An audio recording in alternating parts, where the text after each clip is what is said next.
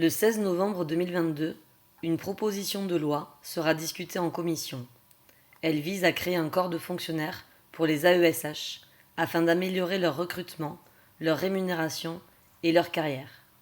C'est pourquoi il m'est apparu opportun aujourd'hui de vous proposer un extrait de mon livre, chapitre 3, épisode 2, où je vais vous parler de ces fameuses et précieuses AESH. La communication avec les AESH est aussi primordiale, car une seule réunion hebdomadaire, prise officiellement sur leurs heures de travail, n'est pas suffisante pour se transmettre les diverses consignes et informations nécessaires au bon déroulement de la journée et de la semaine.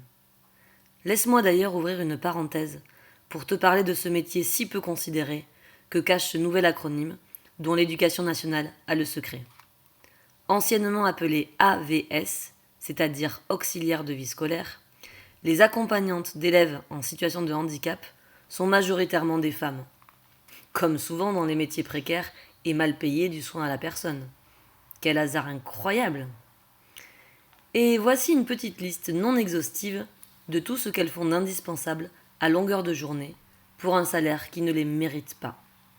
Rester assise à côté d'un élève, le rassurer, le recentrer sur l'activité en cours, lui faire sentir qu'il n'est pas seul.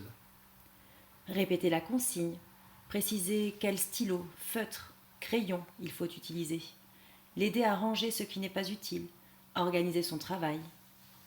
Expliquer à nouveau la consigne avec d'autres mots. La répéter 3 fois, 5 fois, 10 fois. Montrer un exemple. Tirer un trait à la règle pour l'élève qui n'arrive pas bien à repérer les lignes du cahier. Écrire sous la dictée de celui qui a tant de mal à passer à l'écrit. Lire à voix haute pour l'enfant qui ne peut pas le faire lui-même.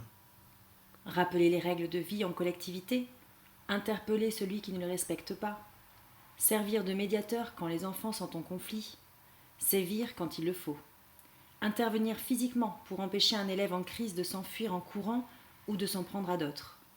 Écouter, consoler, calmer, rassurer. Surveiller un groupe d'élèves en travail autonome pendant que l'enseignante dirige un atelier spécifique avec les quelques élèves concernés par le sujet. Rappelons qu'en Ulysse, les compétences des élèves vont généralement de la petite section au CE2, ce qui impose donc plusieurs groupes de niveau. Gérer un atelier ou un jeu préconisé par l'enseignant ou l'enseignante avec un petit groupe d'élèves. Accompagner un ou plusieurs élèves dans leur classe d'inclusion, une classe ordinaire de 24 à 30 élèves, et les aider à comprendre et participer aux cours. Accompagner les élèves dans le quotidien de l'école. En récréation, lieu de tous les conflits, où elle peut être médiatrice, joueuse, arbitre et surtout garante du lien social. À la cantine, quand il faut aider l'élève en situation de handicap à porter son plateau, à couper sa viande, à débarrasser ses couverts, etc. En sortie scolaire, quand il s'agit d'accompagner les élèves dans un milieu inhabituel, de les aider par exemple à circuler en vélo sur route au milieu d'un groupe ou de monter pour la première fois sur un poney. En sortie scolaire avec nuitée, quand, parfois pour la première fois, l'enfant passe une nuit loin de ses parents et qu'il faut l'aider à gérer aussi bien ses émotions que la couche qu'il porte encore malgré ses 10 ans.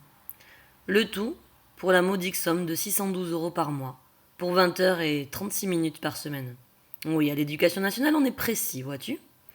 Et 744 € quand on a la chance d'avoir réussi à décrocher un contrat de 24 heures. Et vouloir obtenir un contrat à plein temps et à durée indéterminée, c'est presque peine perdue, quand l'État s'octroie le droit de renouveler encore et encore ses CDD, condamnant ainsi tout un corps de métier pourtant indispensable à la précarité.